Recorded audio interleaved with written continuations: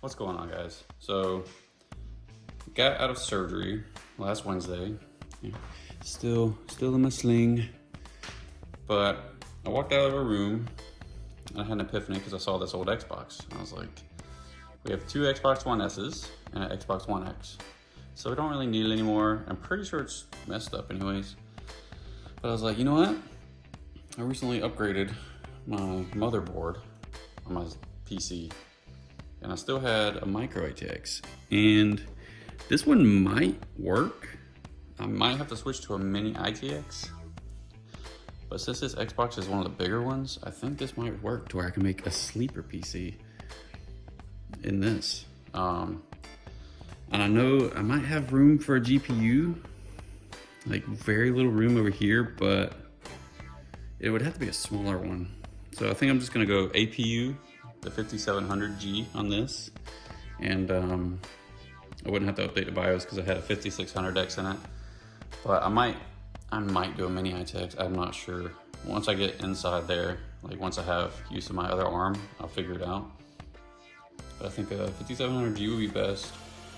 And then without a GPU, I'd be able to water cool that CPU.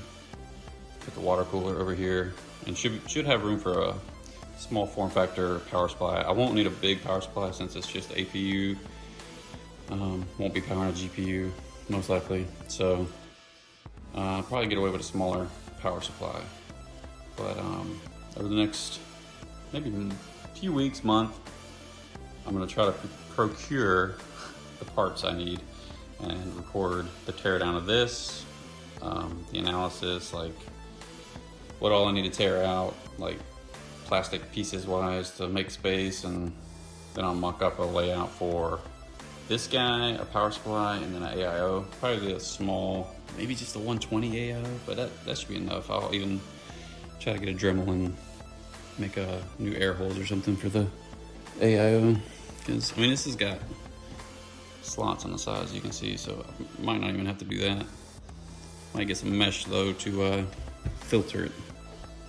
But, yeah, that's what I'm going to be up to, other than streaming and stuff. But I think during the days, while I have time, I will try to record teardowns and the assembly of this and trying to make it look good, because the back AIO also is pretty decent. Like, looks like there's plenty of room.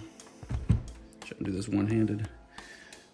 Absolutely plenty of room for this motherboard. So shouldn't have to do too much modification there. We just got to figure out what the internals look like. So yeah, if you're into sleeper PC builds and PC mods and stuff like that, I'm gonna try also to get this LED to still light up when I turn it on. I'm not gonna use this as a power button because I'm not a fan of capacitor power buttons on these, because I have a almost 2-year-old daughter, and when she sees something lighting up, she's gonna want to touch it. So I might just make that a LED when it turns on. I might use, no, that's a capacitor as well. Yeah, I'll probably just, well, maybe the pair button. I might use the pair button as the power button because it's on the side and she won't be able to figure that out easily. And if not, I'll just get a, try to nicely place a new power button.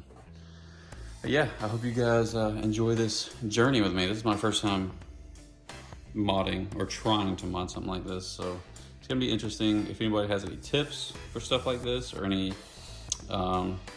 maybe 3D printed like motherboard standoff kind of trays or something, that might help for this this specific Xbox, or power supply recommendations. So yeah, I'll see you guys in the next one.